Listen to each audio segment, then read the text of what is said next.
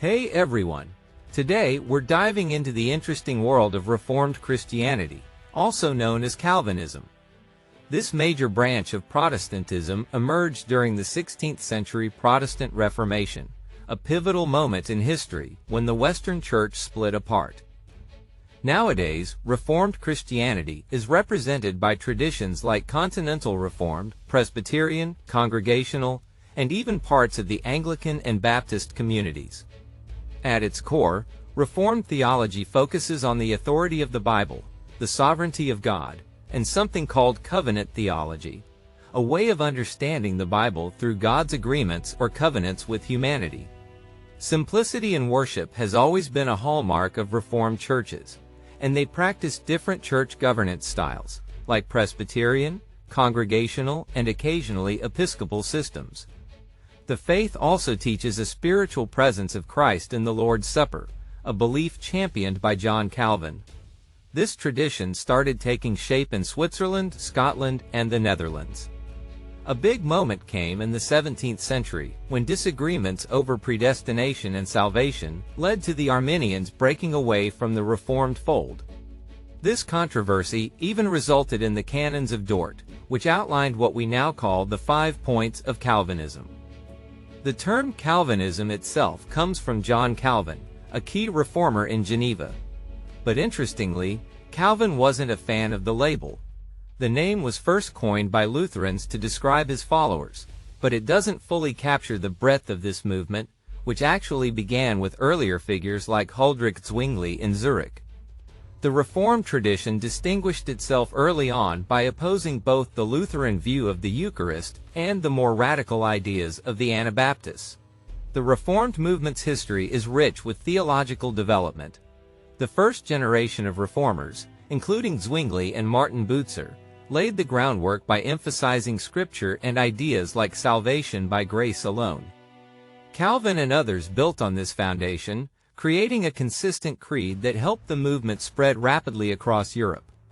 Documents like the Consensus Tigurinus, which unified differing views on the Eucharist, show how the Reformed tradition balanced diversity with unity. Through Calvin's missionary work and writings, his ideas reached far beyond Geneva. Reformed churches became a dominant force in Scotland, the Netherlands, and parts of Germany, and even found followers in places like Hungary, France, and Poland. However, the Counter-Reformation erased much of Calvinism's influence in countries like France and Lithuania.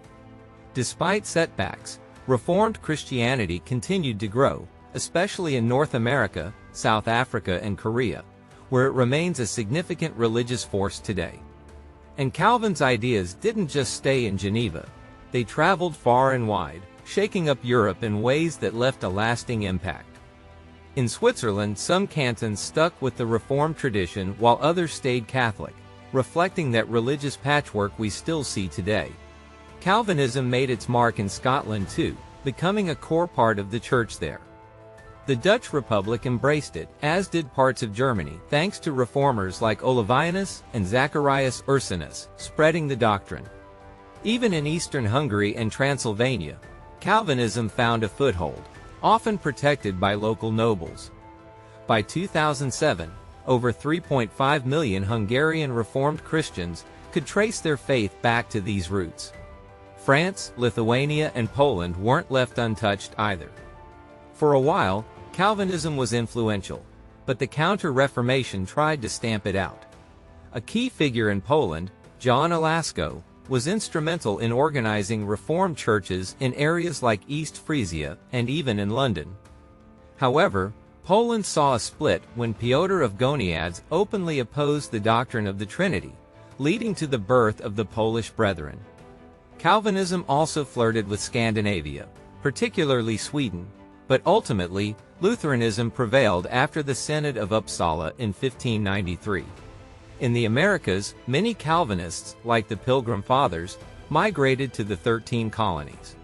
For some, it was about religious freedom, while others, like the Huguenots from France, were fleeing persecution. Calvinists even found their way to South Africa in the 17th century, establishing roots as the Boers or Afrikaners. There's a fascinating story tied to Sierra Leone as well. Many of the early settlers there were black loyalists from Nova Scotia, former slaves who had fought for the British during the American Revolutionary War. Among them was John Merritt, who organized a congregation under the Huntingdon Connection. Fast forward to modern times, and Calvinism has had a huge global reach. Missionary efforts in the 19th and 20th centuries planted its seeds in places like Indonesia, Korea, and Nigeria. South Korea in particular stands out.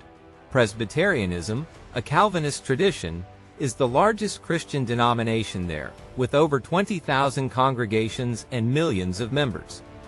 Globally, Calvinist and Reformed traditions claim millions of followers.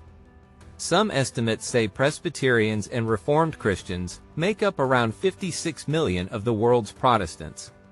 Including related traditions like Congregationalists and United Churches, the Reformed family grows to represent around 75 million believers. This puts them among the largest Christian denominations, with groups like the World Communion of Reformed Churches boasting 80 million members. Now, what makes Reformed theology unique?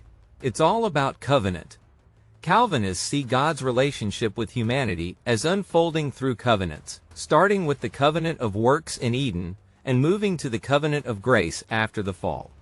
This covenant framework shapes their understanding of salvation, Scripture, and God's interaction with humanity. Scripture holds a central place in Reformed theology. They believe God reveals Himself to humanity through His Word, both in the Bible and through Jesus Christ. While the Bible is seen as true and authoritative, there's a bit of debate among Reformed theologians about how to interpret that truth. Some lean towards inerrancy, believing the Bible is free from error, while others, influenced by thinkers like Karl Barth, see it as a witness to God's revelation rather than the revelation itself. When it comes to Jesus, Reformed Christians affirm His dual nature as both fully divine and fully human. They emphasize His role as prophet, priest, and king, offices that link His work to God's covenant with Israel. The idea of atonement is central too, especially the belief in penal substitution, that Christ's death paid the penalty for humanity's sins. And finally, let's talk about sin. Reformed theology sees humanity as created in God's image, but deeply corrupted by sin, thanks to Adam and Eve's disobedience. This concept of original sin explains why humans are naturally inclined towards imperfection and self-interest, and in the whole domain of our human existence, over which Christ, who is sovereign over all, does not cry, mine.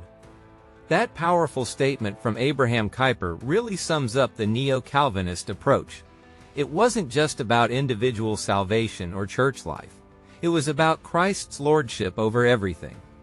Kuyper believed that every part of society, whether politics, art, science, or education, needed to reflect the authority and values of Christ. This wasn't a retreat from the world, but a full-on engagement with it. Now, as we continue diving into the Reformed tradition, let's talk about something that sets it apart: the way it defines the church. For Reformed Christians, the church isn't just a building or a weekly gathering, it's a community bound by what they call the covenant of grace. This idea traces back to biblical figures like Abraham and Sarah, showing a deep continuity between the Old and New Testaments.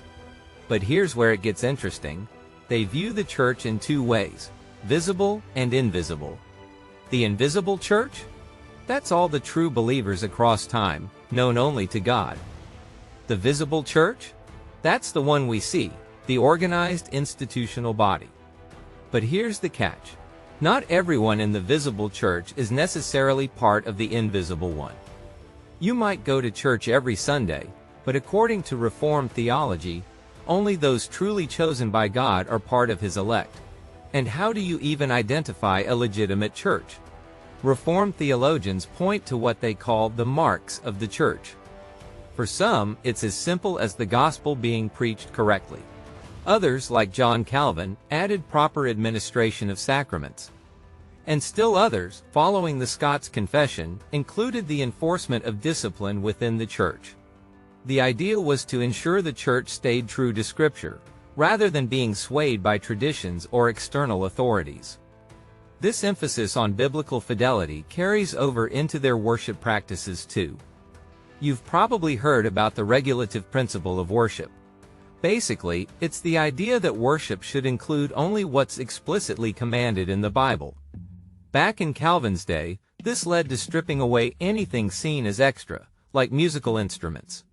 Some early Reformed churches sang psalms a cappella, and their worship was deeply focused on Scripture, prayer, and the sacraments. But fast forward to today, and you'll find a lot of variety. Some Reformed churches stick to those traditional practices, while others have embraced modern worship styles, complete with instruments, hymns, and even contemporary worship bands. It's a fascinating evolution, showing how traditions adapt while holding on to their core principles. And speaking of core principles, let's touch on sacraments. Reformed Christians generally recognize two: baptism and the Lord's Supper. Baptism is a sign of entering the covenant community, and it's extended not just to believers but to their children as well. The Lord's Supper, on the other hand, is seen as a spiritual feast where believers are nourished by Christ. But here's a key difference from other traditions. Reformed theology doesn't teach that Christ's body and blood are physically present in the elements, as in Catholicism or Lutheranism. Instead, they're present spiritually, and only to those with faith. Now, if you're thinking this all sounds very systematic, you're right. Reformed theology is known for its intellectual depth and detailed doctrines. But at its heart, it's about living out faith in every aspect of life, guided by Scripture and trusting in God's sovereignty. Whether in worship, sacraments, or everyday actions, the focus remains on glorifying God and reflecting His grace. And that brings us to the global reach of Reformed Christianity. From Presbyterian churches in Scotland to Congregationalist traditions in New England and Reformed Baptists worldwide, this tradition has influenced countless denominations. It's incredible to see how a movement rooted in reform has grown and diversified over centuries while staying grounded in its commitment to Scripture.